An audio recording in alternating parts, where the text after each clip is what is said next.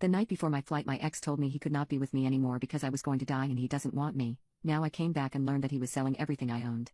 I was just out of the country for over 2 months while I was being treated by specialists for medical problems I have. During that time I had my personal valuables kept at a storage company, which was supposed to be good for security since I don't have close family and didn't want to leave things like my computer sitting around in my apartment for that long. I also have some payments I get which I made sure would automatically go to an account because I have renters in my old house and want to make sure certain bills get paid without me having to think about it. I thought it was all set up good enough that I could be out of the country and focus on what I needed to focus on, then come back to everything as I left it. A while ago when I was in a lot of pain and on a lot of medication, I had a lawyer help me make sure my ex could make decisions for me if I was incapacitated. Honestly, I had totally forgotten about this because at the time I was very foggy. I barely remember anything about it. The night before my flight, my ex told me they could not be with me anymore because of my health problems, saying I was going to die and they did not want to be with me for that. My issues are pretty bad, and yes, my life will maybe not be as long as it might have been, but I really could not deal with that at the time mentally, so just said okay and went on my trip. We had been together for 16 months but not strictly living together. Now, I came back to learn somehow my ex has started taking and maybe selling everything. They have paperwork saying I was incapacitated plus the power of attorney I granted them. I was not incapacitated at any time during my treatment.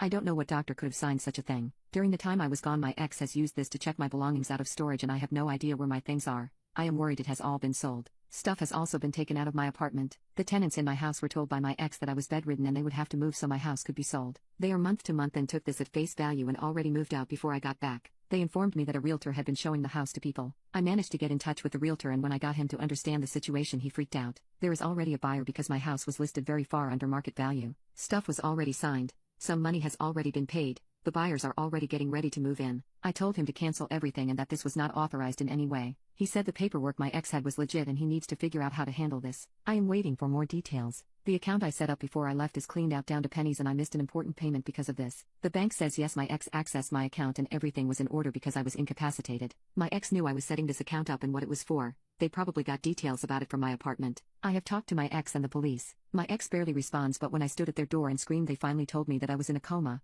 Not true. So they had to sell my things for me. I think I heard them saying you won't need it anyway through the door. The police are telling me a few things. I tried to report my ex for theft for stealing my things from storage and was told it is a civil issue. I told them the rest of the story and it's like they don't even know how to respond to me. Sitting at the police station seems to just be wasting my time because no one there seems to be able to do anything. They say come back tomorrow when someone else will be there. Supposedly officers went to my ex's place and were shown the paperwork. Tomorrow I am going to see a lawyer who advertises help with elder abuse power of attorney fraud, which is the closest thing I could find. If they can't help me, then where do I go next? Is there some key thing I can say to the police to get them to arrest my ex right this second and stop this? I have to believe this will all be fixed eventually, but how screwed am I? Update. I'm a woman in my early 30s and my ex is a man around the same age. It has been a strange few days. I met with my lawyer Monday morning and she was very supportive. Even though she usually deals with elder abuse, she said my situation was very much within her expertise and seemed excited to have me as a client. She was also very angry. After last Saturday I have not had a lot of emotional energy, so it was nice to see someone be like that on my behalf. I spent a while in my lawyer's office and later in the day my ex called me, but my lawyer had told me not to talk to him for now, so I did not answer. We listened to a message together though, and my ex said he was selling things for my benefit and was investing it for me to help with any bills I have to pay. My ex also said they were interested in getting back together since I came back safely from my trip.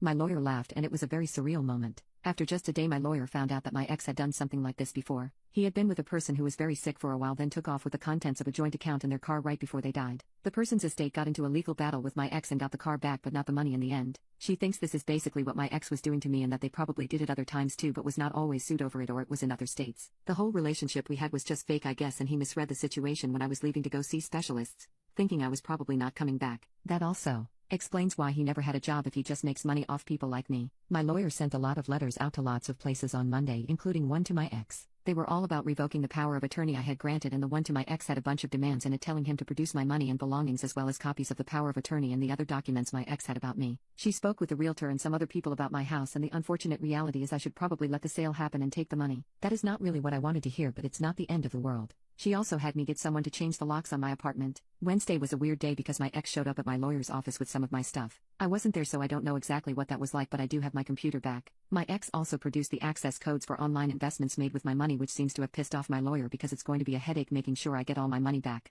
She has dealt with this before and is going to help me recover as much of it as possible. She also says we will almost definitely be going after my ex for money because there are a lot of problems with what he did and the power of attorney itself is very suspect, but she needs to talk to the hospital and some other people first. My lawyer says it's a big deal that the paperwork my ex was using to say I was incapacitated is from when I was hospitalized around the time the power of attorney actually happened. To sum it all up, Now I have my computers back, but my money is in online investments and it may be difficult to get the full value back. It is also likely that the rest of the money from the sale of my house is coming directly to me. My lawyer is super awesome and she is spending a lot of time devoted to this for me, which feels really good. I just saw my local doctor and he doesn't like that I am under so much stress right after I came home, so I'm going to try and relax.